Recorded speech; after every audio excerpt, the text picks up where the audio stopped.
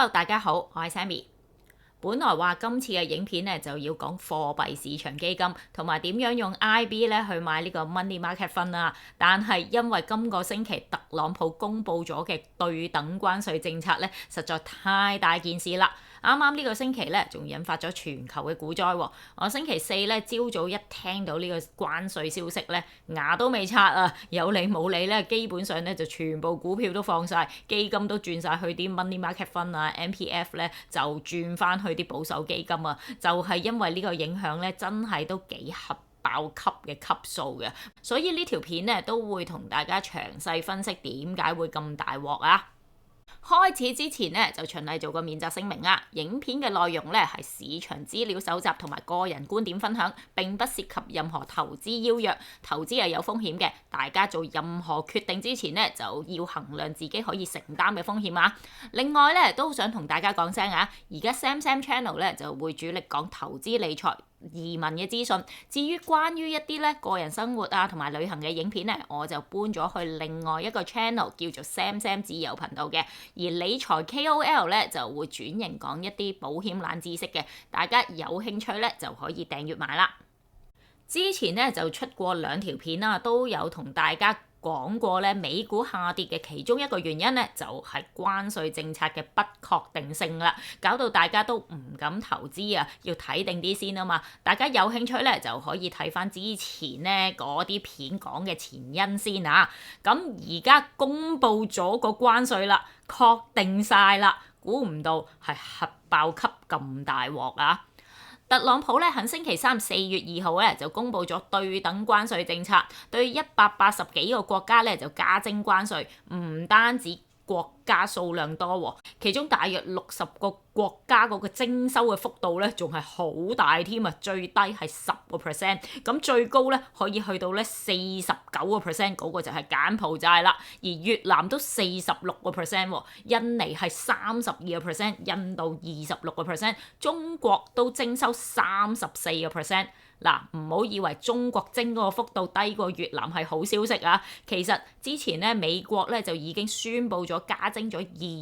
20%關稅咧喺中國嗰度噶啦，今次咧係再 on top 加多34%上去，即係話中國咧係加咗54%關稅啊！嗱，仲要計埋咧之前有啲其他嘅關稅條款啊，好似因為301調查而徵收嗰啲關稅啊。加埋，其實中國嗰個關稅咧係超過60%嘅，係好誇張嘅一個數字啊！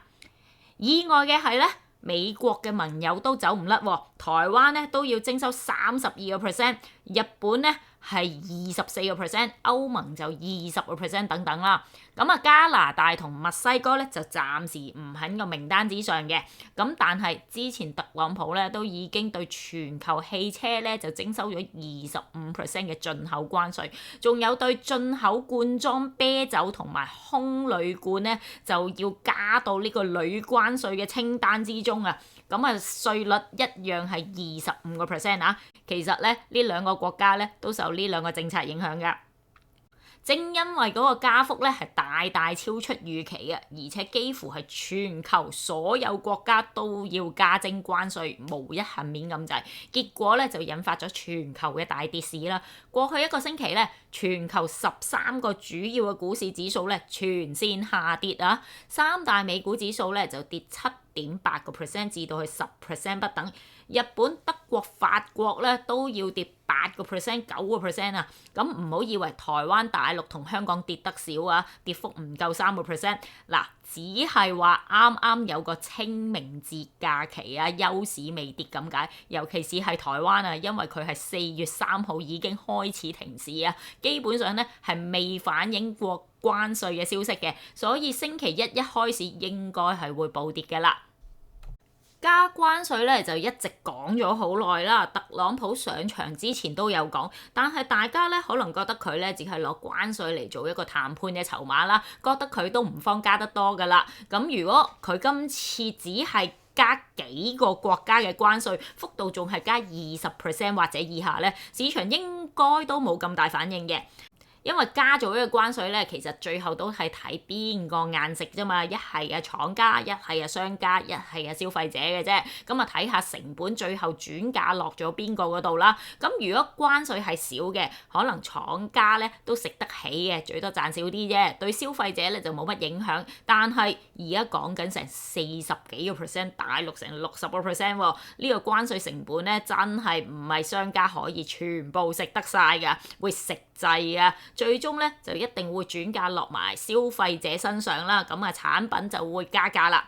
咁即係而家面臨嘅局面就係加關稅咧，就會令企業成本上升啦。同時間加價之後咧，消費者嘅消費意欲咧都會下跌喎，即係企業收入又有機會下跌啦。連鎖反應之下，企業咧就會削減開支啊，裁員又會陸續有嚟啊，就會進一步令人更加唔敢消費啦。即係應驗咗經濟會衰退啦。而呢個衰退咧，而家唔單止係美國本土啊，更加有機會咧伸延至去到全球啊！嗱，摩根大通咧首席經濟師啊卡斯曼咧，咁喺3月咧就已經上調咗美國經濟衰退嗰個可能性去到40%。不過啱啱呢個禮拜4啊，即係公布咗關稅之後咧，佢咧就將今年全球經濟陷入衰退嗰個風險咧，就由40% 升到去60%，係全球啊，唔係美國一個啊。衰退咧係咪擴散到去全球都係後話，但係美國企業咧就一定咧先受咗一刀㗎啦，因為咧好多美國企業咧都有喺海外設廠啊，就好似美國車廠咁啊，好多組裝工序嘅咧其實喺墨西哥啊嗰度進行嘅。咁之前咧財經雜誌巴隆士咧咁啊據業績嗰度推算啦，咁佢就話如果汽車加徵25% 關稅的話咧，大概咧就會令每部車嘅成本上漲$5000。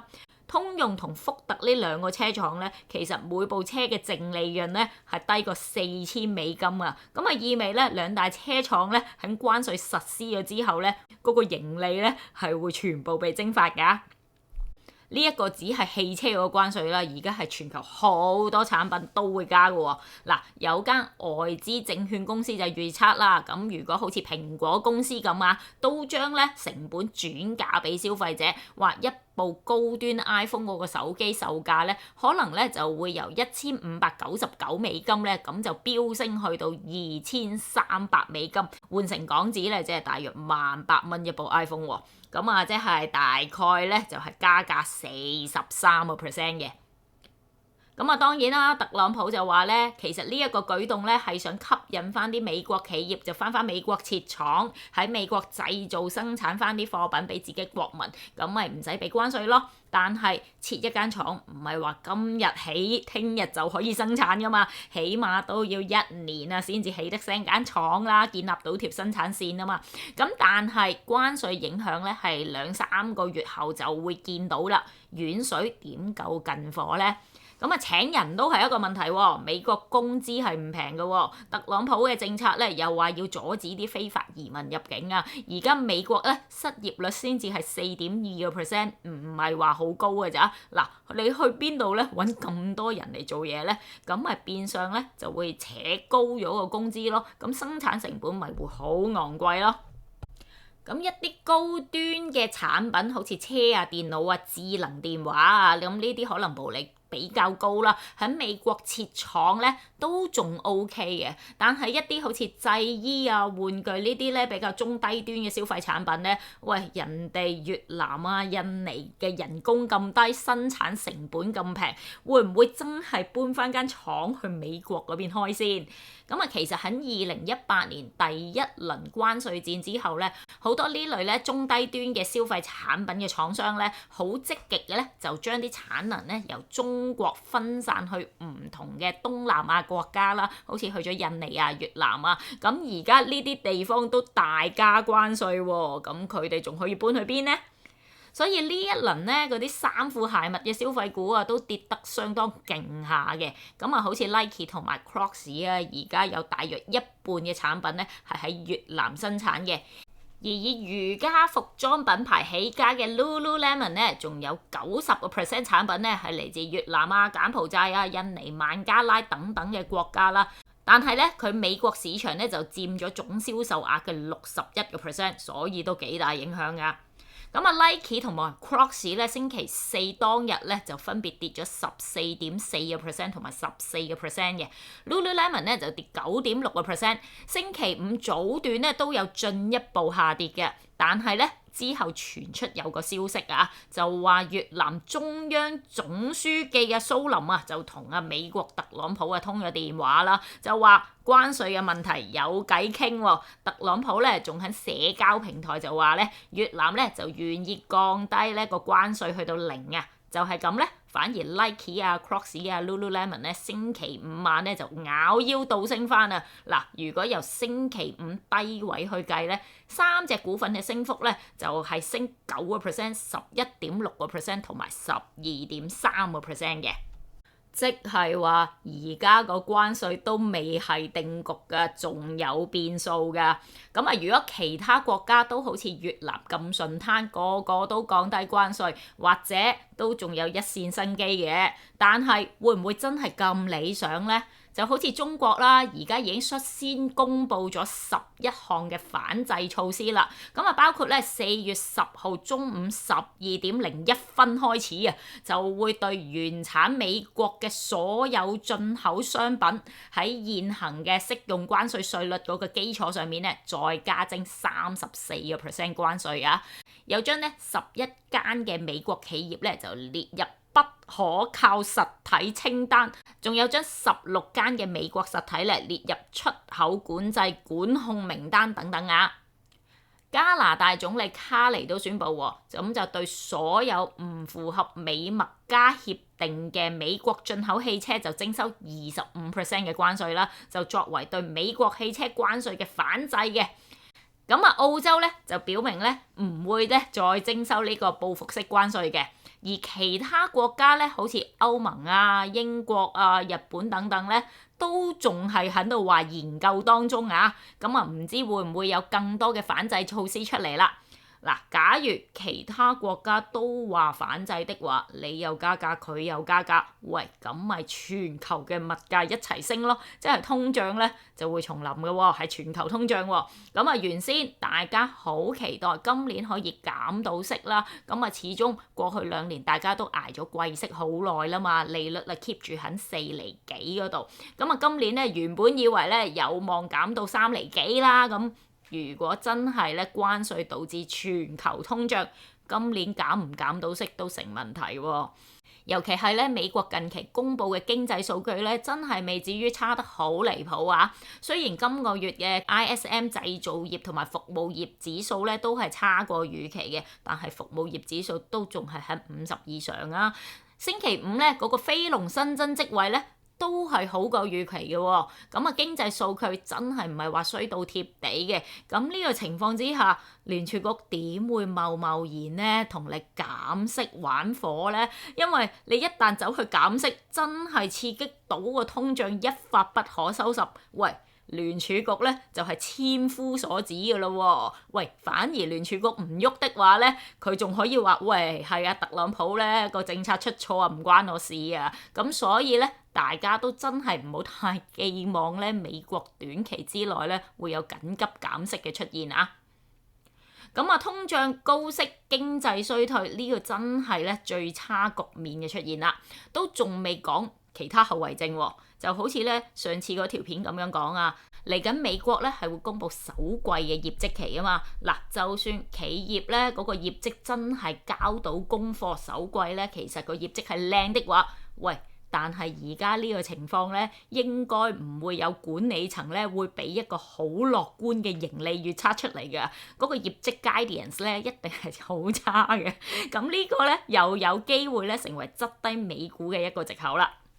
咁啊，美股跌又會令到好多人嘅財富蒸發啦，咁又進一步又更加唔敢消費啦。仲有話嗱，而家市場開始咧進入呢個防守 risk off mode 啊，資金咧就流入避險資產。咁啊，大家見到黃金升到嘭嘭聲啦，都升穿咗$3000啦。日元呢期咧都升唔少喎，美元對日元咧就去翻144、145嗰啲位啦。咁啊，對港幣即係上翻去5.3、5.4算啦。大家記唔記得舊年下半年啊，日元急升之後引發嗰個日元拆倉潮咧，日股大插，美股都插㗎。咁啊，如果恐慌情緒力到日元再升的話咧，喂，元會升穿140咧，恐怕又會引發咧新一輪嘅日元拆倉潮啊！咁啊，又會令個市況好波動㗎啦。咁啊，而家啲資金咧就似乎咧就流入咗去債市避險嘅。咁啊，見到咧美國2年期國債咧債息咧就跌咗落去3.6厘嘅水平啦。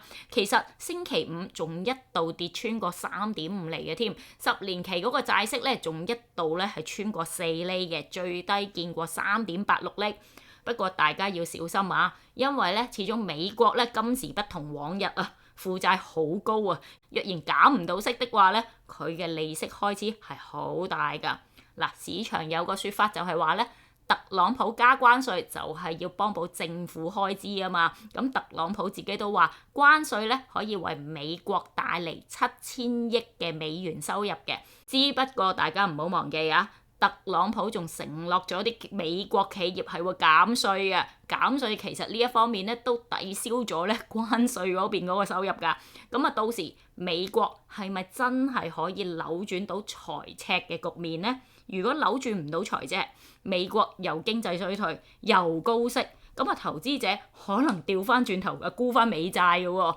嗱，呢2年咧都大家意識到啦，債券市場係可以好波動嘅，好似2022年咁啊，都有好多人咧喺債券輸唔少錢嘅。所以美債係咪而家呢一刻係安全咧？我都唔敢講啊。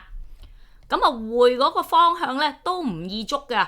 歐元、日元、英鎊近期急升咧，但會唔會咧 keep 得住咁強勢咧？我睇又未必啦，因為咧貨幣貶值咧係可以舒緩到少少關稅嘅影響嘅，所以而家咧呢啲國家貨幣升值咧反而係對佢哋係差咗嘅。咁喺關稅之下，歐洲經濟都唔會強得去邊，咁佢哋嘅貨幣又點可能咁強咧？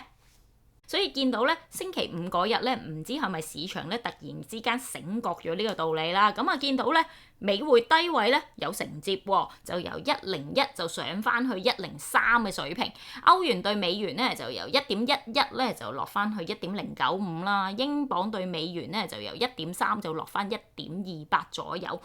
咁成件事就見到啊，而家係充斥住好多不確定嘅因素，而呢啲不確定嘅因素都係人為嘅，可以隨時變㗎。嗱，究竟特朗普可唔可以企到咁硬呢？有冇其他國家肯妥協呢？美國嘅經濟究竟頂唔頂得住呢一波關稅嘅影響呢？會唔會真係引發經濟衰退呢？如果真係衰退，又會唔會擴散去到全球呢？高通脹會唔會再度出現，令到全球出現滯脹呢？嗱，有啲人咧就話咧，今次特朗普咧係出於呢個政治嘅立場去推行呢個關稅嘅政策，可能咧係要將一啲以往既得利益集團去推倒，去改變呢個世界一啲唔公平嘅現象。成唔成功我都唔知啊，但係咧即係我都覺得啊，加關稅之後咧，點都會有一輪陣痛嘅，咁可能真係半年之後啦，市場咧就揾到一個新嘅遊戲模式咧，有機會咧就出現一啲新嘅既得利益集團嘅，咁啲資金咧可能又會自自然然咧埋位咧就去炒嘢啊，就去投資噶啦。咁啊，但係市場咧喺未摸索到呢個新模式出現之前咧，應該都係幾混亂下嘅。咁啊，投資市場咧最唔中意咧就係不確定性啊，唔知你想點，咁啊不如套咗現先，睇定啲先再投資好過啦。所以呢一 round 咧，美股雖然係急跌啊，但係咧都建議真係唔好隨便出手撈貨住啊，因為市況真係會變得好快嘅，而且波動性係好高。又好似我上一集咁講啊，套現咗出嚟之後咧，嗰啲錢咧其實咧放喺貨幣市場基金咧可以收住息噶嘛。咁啊，雖然貨幣市場基金咧都唔係完全冇風險嘅，因為佢係投資落一啲短期嘅票據啊，又或者係定期存款啦，係會受短期嘅息率影響嘅。減息的話咧，回報都係會跌嘅喎。但頭先都講過啦，而家都唔知減唔減到息，短期內咧減到零息嘅機會咧其實好低嘅咋。所以暫時嚟講咧，貨幣市場基金咧都係相對比較穩陣嘅。